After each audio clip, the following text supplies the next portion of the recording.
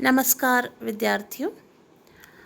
आज का हमारा जो प्रेजेंटेशन है वो हमारे पिछले प्रेजेंटेशन की कंटिन्यूएशन में ही है। आज भी हम प्रश्नावली की ही विवेचना करेंगे। पिछले वीडियो में मैंने आपको बताया था कि प्रश्नावली का निर्माण किस प्रकार किया जाता है। आज हम देखेंगे कि प्रश्नावली का निर्माण के पश्चात पूर्व परीक्षण किस प्रकार किया जाता है और पूर्व परीक्षण के पश्चात प्रश्नावली का प्रेषण किस प्रकार से किया जाता है।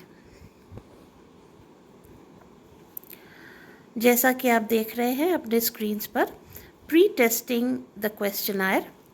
After preparing the questionnaire, the researcher does not immediately use it for data collection. तो एक बार जब प्रश्नावली का वह निर्माण कर लेता है तो उसके तुरंत बाद ही अनुसंधानकर्ता उसे तथ्य संकलन के लिए प्रयोग में लाना प्रारंभ नहीं करता है। He first goes through another important step. This step is called pre-testing. तो प्रश्नावली का निर्माण करने के पश्चात जो अगला कदम है वह यह है कि अनुसंधानकर्ता प्रश्नावली का पूर्व परीक्षण करता है। At this stage, he selects a few respondents from his sample and administers the questionnaire to them. तो फिर वो क्या करता है कि जो उसका निदर्श है, जो उसका सैंपल है, उसमें जो उत्तरदाता हैं उनमें से ही कुछ उत्तरदाताओं का वो चयन कर लेता है और उन्हें वह प्रश्नावली भरने के लिए देता है। He then checks their responses to see whether any changes are required in the questionnaire. फिर वो जो भी उत्तर देते हैं, जो भी सूचनाएं वो प्रश्नावली में भरते हैं, उनको वो देखता है और फिर ये सुनिश्चित करता है कि क्या प्रश्नावली से उसे वांछित सूचनाएं मिल रही हैं और क्या प्रश्नावली में किसी प्रकार के परिवर्तन या संशोधन की आवश्यकता है।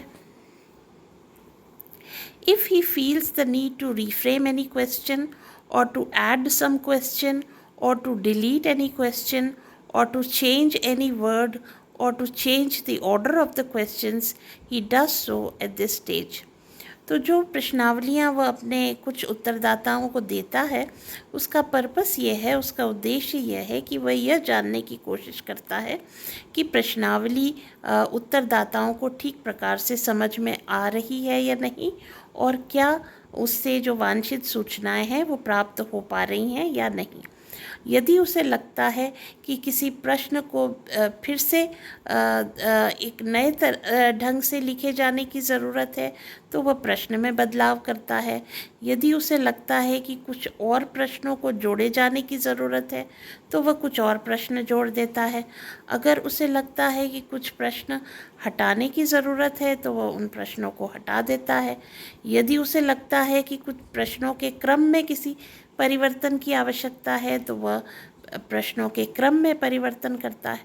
तो इस स्टेज पर वो अपनी प्रश्नावली में जो कमियां हैं उनको दूर करता है ताकि प्रश्नावली से अधिक वांछित सूचनाएं प्राप्त हो सकें। After making the necessary changes and modification, the final questionnaire is prepared.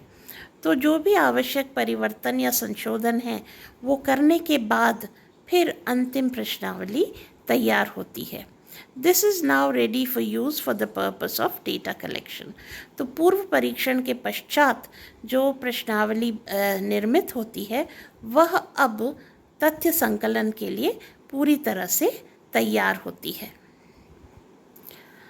Sending the questionnaire. तो अब जो अगला कदम है, हमारे पास हमारी अंतिम प्रश्नावली तैयार हो जाती है। अब जो अगला कदम होता है वह है कि उस प्रश्नावली को हम उत्तरदाताओं को प्रेषित करते हैं।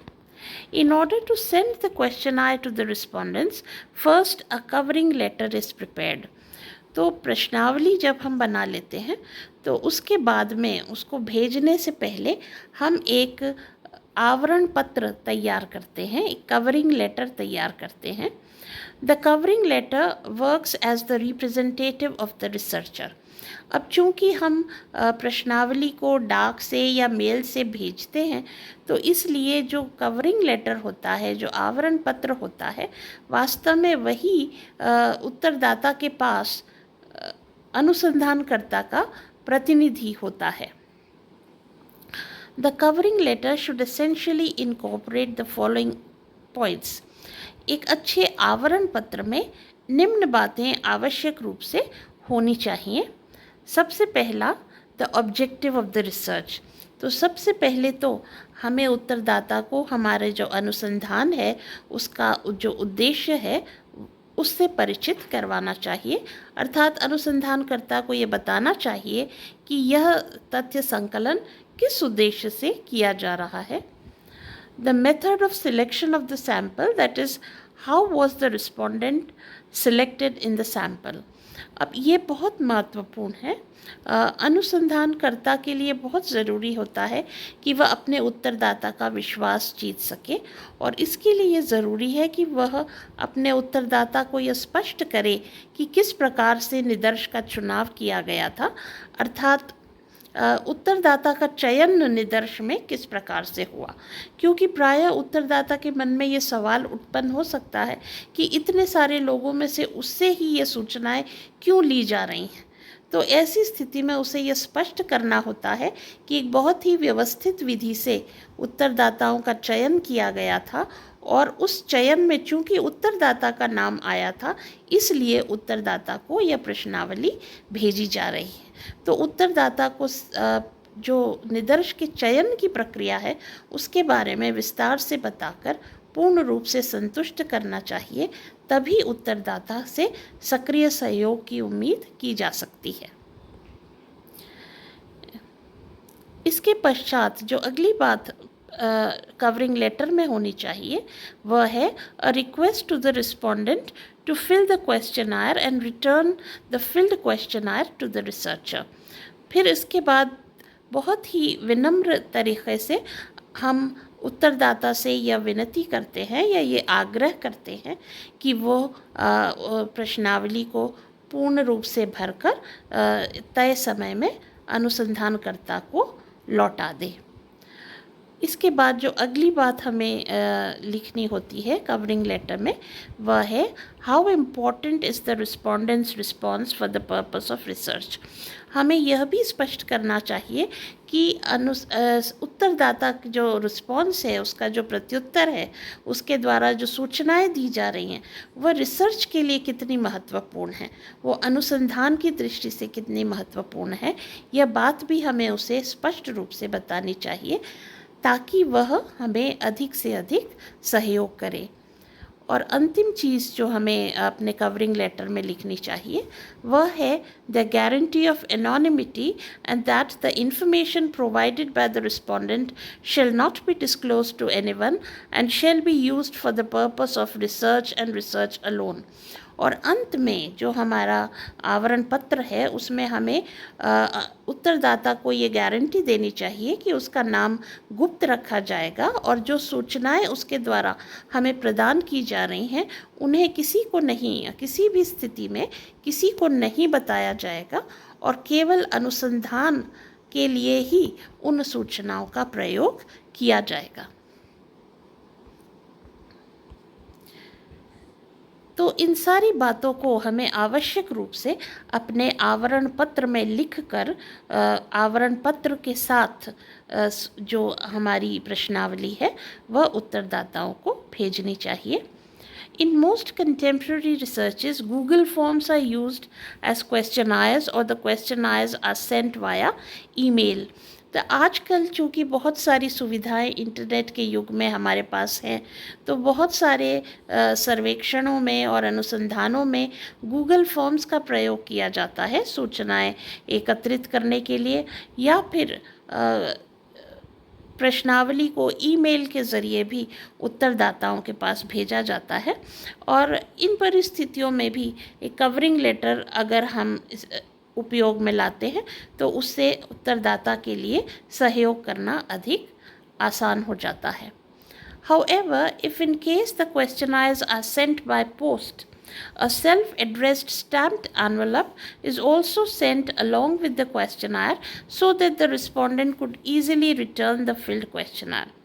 लेकिन अगर मान लीजिए कि हम गूगल फॉर्म्स का या ईमेल का उपयोग नहीं कर रहे हैं और परंपरागत तरीके से यानी डाक से अगर हम अपनी प्रश्नावली को उत्तरदाता के पास भेज रहे हैं, तो प्रश्नावली के साथ हमें अपना स्वयं का पता लिखा हुआ और स्टैम्प लगा हुआ, डाक टिकट लगा हुआ एक खाली एनवलप भी साथ में भेजना चाहिए, ताकि उत्तरदाता जब प्रश्नावली को भर दे तो उसी पता लिखे हुए एनवलप में, लिफाफे में वो उस प्रश्नावली को डालकर बंद कर हमें वापस भेज दे।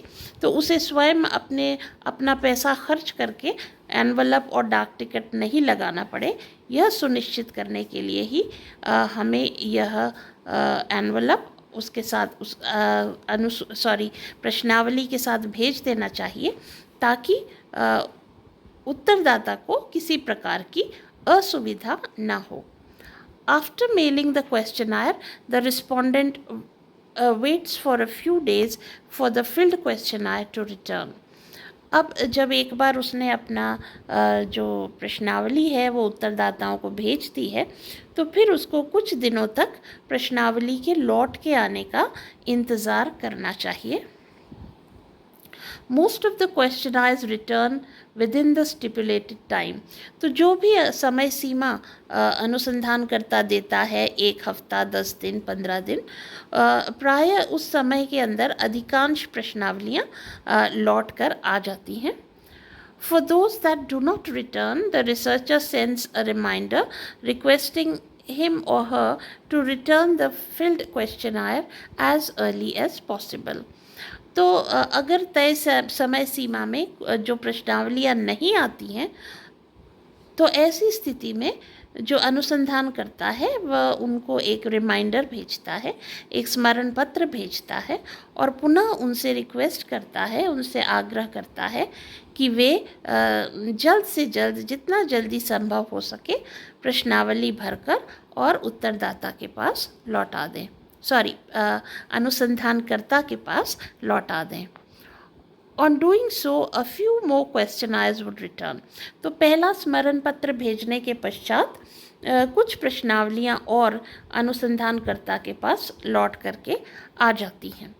For the remaining questionnaires, the researcher needs to mail a second reminder, and with the second reminder, he sends a fresh copy of the questionnaire and another self-addressed stamped envelope, just in case the respondent has misplaced or damaged the earlier copy.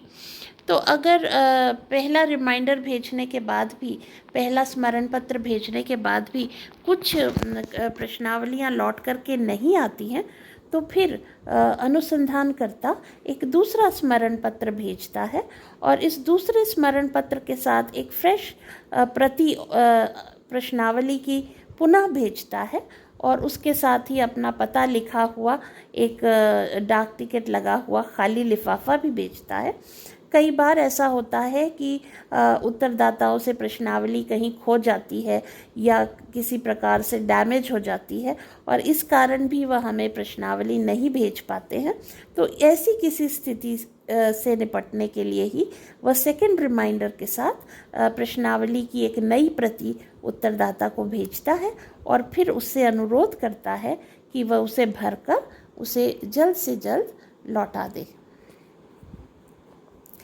Following this, a few more filled questionnaires would return.